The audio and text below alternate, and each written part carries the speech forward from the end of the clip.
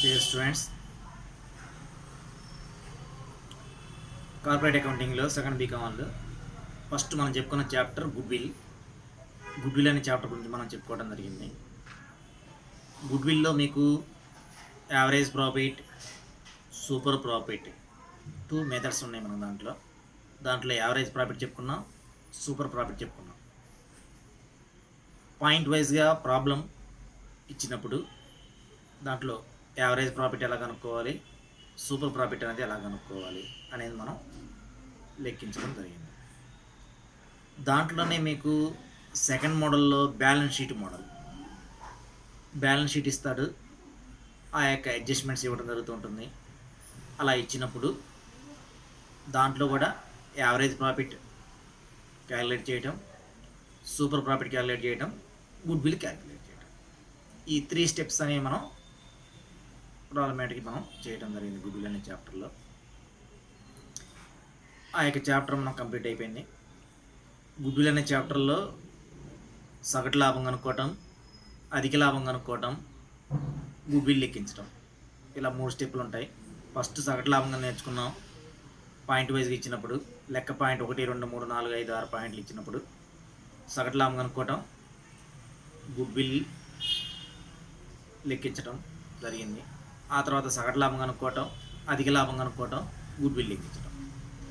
అధిక లాభం కనుక్కోవడం మనకి ఏం కావాలి? సాధారణ లాభం కావాలి. సాధారణ లాభం కావాలంటే వినియోగించిన మూలధనం కావాలి. కాబట్టి దీని ద్వారా మనం గుడ్ విల్ అనేది లెక్కించడం జరిగింది. ఆ తర్వాత మీకు రెండో మోడల్ వచ్చేసరికి బ్యాలెన్స్ షీట్ మోడల్, ఆస్తిపర పట్టిక.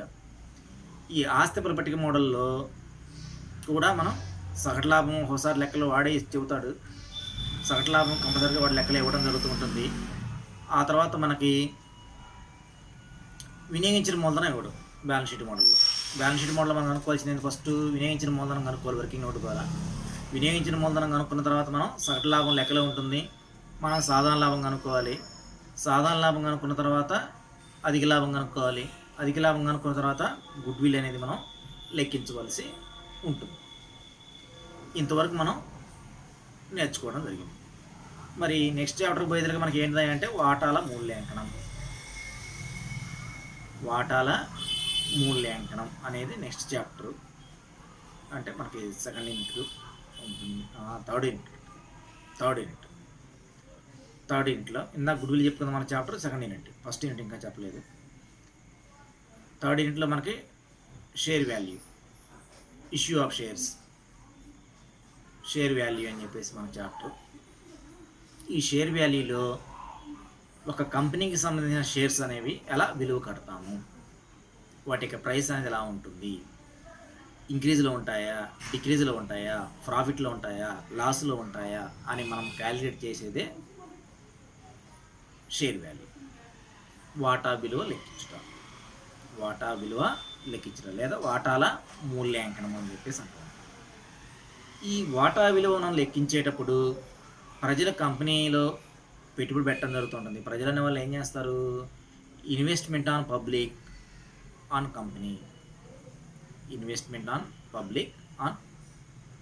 కంపెనీ, కంపెనీలు ఏం చేస్తారు? పెట్టుబడి పెడతారు. అలా పెట్టుబడి పెట్టేదాన్ని మనం ఏమంటున్నాం? షేర్, వాటా అని చెప్పేసి. ఈ యొక్క వాటా యొక్క విలువ ఎలా ఉంటుంది అని మనం ఈ యొక్క చాప్టర్లో మనం చెప్పుకోవడం జరుగుతుంది. ఆల్రెడీ మీకు వాటాల విలువలు, డివిడెండ్లు ఇవన్నీ మీరు ఇంటర్మీడియట్లో నేర్చుకుని ఉంటారు ఆల్రెడీ. కానీ ఇక్కడ కూడా మనకి ఈ యొక్క చాప్టర్ మనకి నమోదు చేయడం జరిగింది కాబట్టి ప్రజలు కంపెనీ వాటాలలో పెట్టుబడి పెట్టడానికి ప్రధానంగా 3 రకాలు ఉంటాయి. ప్రతి సంవత్సరం కంపెనీ ఇచ్చే డివిడెండ్ పొందడం కోసం కంపెనీ ప్రతి సంవత్సరం డివిడెండ్లు పొందడం. డివిడెండ్ అంటే మనకి ఏంటంటే ప్రాఫిట్స్. డివిడెండ్ అంటే మనకి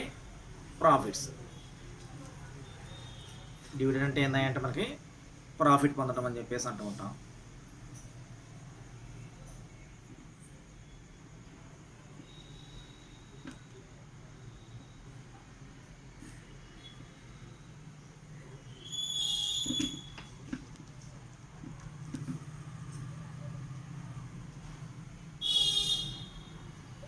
ఈ ప్రాఫిట్స్ వచ్చిన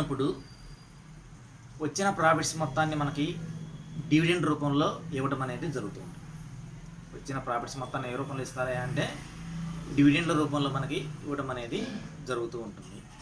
ప్రతి సంవత్సరం కంపెనీ ఇచ్చే డివిడెండ్లు పొందడం కోసం ఈ యొక్క వాటాను మూల్యాంకనం చేయడం అనేది జరుగుతూ ఉంటుంది.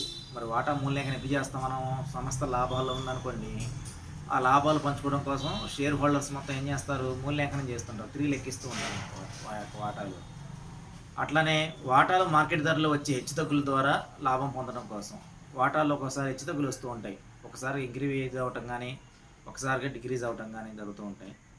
ఈ యొక్క వ్యత్యాసం వల్ల కూడా వాటాలు మనం మూల్యాంకనం చేస్తూ ఉంటాం. అట్లనే అవసరమైనప్పుడు స్వేచ్ఛ డబ్బు రూపంలో మార్చుకోవటం, ఓకేనా, ఉంటాయి. డబ్బు రూపంలో మార్చుకోవడానికి, పెట్టుబడి పెట్టడానికి, నగదు రూపంలో మార్చుకోవడానికి, ఎక్కువ మొత్తంలో లాభాలు సంపాదించడానికి పెట్టుబడి రూపంలో ఈ యొక్క వాటాలను మనం కొనుగోలు చేయడం అనేది జరుగుతూ ఉంటుంది.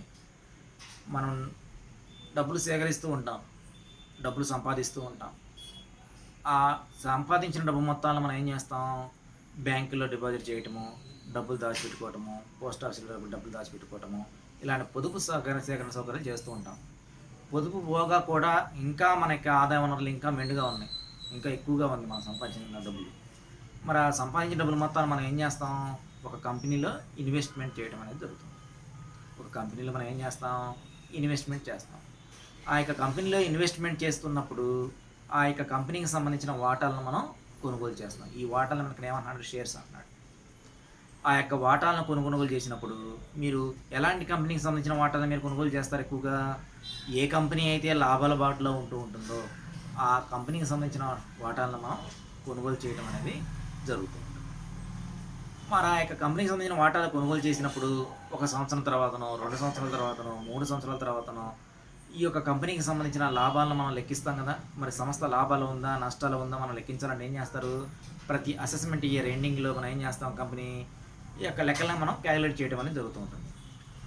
అలా క్యాలిక్యులేట్ చేసినప్పుడు ఆ యొక్క సంస్థ లాభాల్లో ఉందా, నష్టాల్లో ఉందా అని మనం తెలుసుకోవడం కోసం ఈ యొక్క వాటాలను మనం మూల్యాంకనం చేస్తూ ఉంటాం. ఎవరు ఎన్ని వాటాలను కొనుగోలు చేశారు, వారి యొక్క రేషియో ఎంత లాభం వచ్చింది, ఆ యొక్క లాభాలని డివిడెండ్ రూపంలో పంచుతాం. డివిడెండ్ అంటే మన క్యాష్ నగదు రూపంలో పంచుకోరు. అక్కడ ఏ రూపంలో పంచుకుంటారు? డివిడెండ్ రూపంలో పంచుతాం. వచ్చిన ప్రాఫిట్స్ మొత్తాన్ని పంచేదాన్ని మనం డివిడెండ్ అంటాం. వచ్చిన ప్రాఫిట్ని మనం నగదు రూపంలో పంచరు. ఏ రూపంలో పంచుతారు? డివిడెండ్స్ రూపంలో పంపిణీ చేయడం అనేది జరుగుతూ ఉంటుంది. దాన్ని మనం డివిడెండ్ అంటాం. ఈ డివిడెండ్ అనేది కొంత నగదు రూపంలో పంచుతూ ఉంటాం, కొంత మళ్ళీ షేర్ వాల్యూ రూపంలో మనం పంపిణీ చేయడం అనేది జరుగుతూ ఉంటుంది. సపోజ్ నేను ఒక ఏ అనే కంపెనీకి సంబంధించిన వాటాలను నేను కొనుగోలు చేశాను, ఒక 10,000 రూపాయలు పెట్టి. లాభాలు వచ్చాయి. ఆ 10,000 కాస్త 20,000 రూపాయలు నాకు లాభం రావడం జరిగింది. మరి ఎంత పెరిగింది? నాకు 10,000 ప్లస్ 10,000 రూపాయలు పెరిగింది. ఆ 10,000 రూపాయల టోటల్ మనకు క్యాష్ ఇవ్వరు, ఒక 5,000 రూపాయలు మాత్రమే క్యాష్ అనేది ఇవ్వడం జరుగుతూ ఉంటుంది. ఈ రిమైనింగ్ 5,000కి ఏం చేస్తారు? ఆ కంపెనీకి సంబంధించిన మళ్ళీ షేర్స్ని మనకి డిస్ట్రిబ్యూషన్ చేయడం అనేది జరుగుతుంది. మళ్ళీ ఆ యొక్క వాటాలను మనం కొనుగోలు చేయమని వాళ్ళు అడగడం అనేది జరుగుతూ ఉంటుంది. మళ్ళీ తిరిగి మనకి ఆ యొక్క వాటాలని జారీ చేస్తారు. అది కూడా మన అంగీకారంతోనే. అంగీకారం లేకపోతే మనం యొక్క అమౌంట్ అనేది ఇస్తారు, తర్వాత పేమెంట్ అనేది తర్వాత జరుగుతుంది విధానం. ఇలా అంటే కంపెనీకి సంబంధించిన లాభాలు సంపాదించాలి, ఆ యొక్క కంపెనీ విస్తరణ చెందాలి, అభివృద్ధి చెందాలి, దేశ ఆర్థిక స్థితిని అభివృద్ధి చేయాలి అని, సమాన ప్రాంతీయ అభివృద్ధి సాధించాలి అంటే ఒక కంపెనీస్ అనేవి మనం ఎస్టాబ్లిష్మెంట్ చేయడం అనేది జరుగుతుంది. ఎక్కడైతే పరిశ్రమలు స్థాపించబడతాయో ఆ యొక్క ప్రాంతంలో ఎకానమీ అనేది అభివృద్ధి చెందుతూ ఉంటుంది. సమాన ప్రాంతీయ అసమానతలు అనేవి పెరుగుతాయి, అభివృద్ధి చెందుతూ ఉంటాయి. కాబట్టి ఇవన్నీ చెందాలి అంటే ఏం చేయాలి? మనం ప్రజలు అనేవాళ్ళు పెట్టుబడులు పెట్టాల్సి ఉంటుంది. ప్రజల వద్ద ఏదైతే నిద్రాణంగా ఉన్న డబ్బు మొత్తాలు ఏవైతే ఉన్నాయో ఆ యొక్క డబ్బులు ఏం చేయాలి? ఇన్వెస్ట్మెంట్ రూపంలో పెట్టుబడి పెట్టవలసి ఉంటుంది. మరి పెట్టుబడి పెట్టాలంటే ఏం చేస్తారు? ఆ యొక్క డబ్బుని ఒక్కసారిగా మనకి ఎక్కువ మొత్తంలో సంపాదన రావాలి అని అనుకుంటే మనం ఎక్కువగా ఒక కంపెనీలో పెట్టుబడి పెట్టడం అనేది జరుగుతూ ఉంటుంది. ఆ కంపెనీకి సంబంధించిన వాటాలు మనం కొనుగోలు చేయడం అనేది జరుగుతూ ఉంటుంది. ఇదేమో వాటా మూల్యాంకనం అనేది. అసలు వాటా మూల్యాంకనం ఎందుకు? ఈ వాటాల మూల్యాంకనం చేస్తామయ్యా అంటే ప్రజలు కంపెనీలో పెట్టుబడి పెడతారు కాబట్టి ఆ పెట్టిన పెట్టుబడులను ఏం చేస్తాయి? మనకి ప్రతి సంవత్సరం కంపెనీలకి డివిడెండ్ ప్రకటిస్తూ ఉంటాయి. ఆ డివిడెండ్ ప్రకటించేటప్పుడు మళ్ళీ వాటా యొక్క విలువను మనం పునర్మూల్యాంకనం చేయడం జరుగుతుంది. అంటే ఆ యొక్క వాటా విలువను మనం విలువ లెక్కిస్తాం. లాభాల్లో ఉందనుకున్న కంపెనీ వాటాకి విలువ అనేది ఏమవుతుంది? పెరుగుతూ ఉంటుంది. వాటా యొక్క విలువ పెరిగిద్ది. అదే కొంచెం కంపెనీ యొక్క లాసులు, కొంచెం లాభాలు ఎక్కువ లేవు, మినిమం ఉందంటే ఆ యొక్క షేర్ వాల్యూ ఎలా ఉంటుంది? తక్కువగా ఉంటుంది. ఓకేనా? ఇలా మనం గుర్తుపెట్టుకోండి. ఒక డివిడెండ్ మనం ప్రకటిస్తున్నామంటే, ఒక కంపెనీ డివిడెండ్ ప్రకటించమంటే ఏంది? కంపెనీ లాభాల్లో ఉంటేనే డివిడెండ్ వస్తుంది. ఆ డివిడెండ్ వచ్చిందంటే ఏం చేస్తున్నారు అంటే, ఆ కంపెనీ లాభాల బాటలో ఉంది కాబట్టి ఆ కంపెనీకి సంబంధించిన వాటాను మనం కొనుగోలు చేయవచ్చు అనేది మనకి ఇక్కడ తెలుస్తుంది. అదే చెబుతున్నాం. వాటా మూల్యాంకనం అనే చాప్టర్లో ఫస్ట్ మనం ఏం చేయాలి అంటే, కంపెనీకి సంబంధించిన డివిడెండ్ మనం క్యాలిక్యులేట్ చేసుకోవాలి. ఆ డివిడెండ్ రూపంలో వచ్చే డబ్బులు ఆధారంగా చేసుకుని మాత్రమే ప్రజలు ఆ యొక్క కంపెనీలో పెట్టుబడి అనేది పెట్టడం అనేది నమోదు చేయడం అనేది జరుగుతూ ఉంటుంది.